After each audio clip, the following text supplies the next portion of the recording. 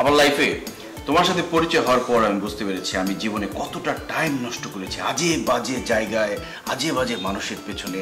মানে এত নোংরা মনের মানুষের পেছনে আমি সময় দিয়েছি। উফ, আমার এখন রিগ্রেট হয়। I really regret.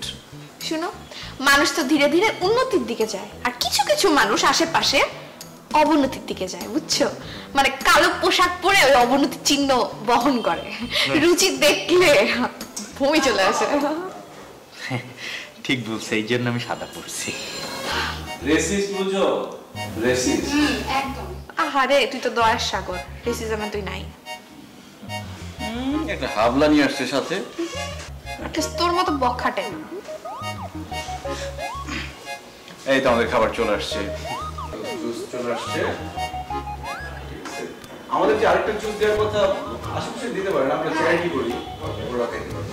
আমাদের পাঁচটা দাম হতে অবশ্যই দিয়ে দেন। একটা আমরা দুটো একসাথে খাবো। দুইটা স্টল দিই।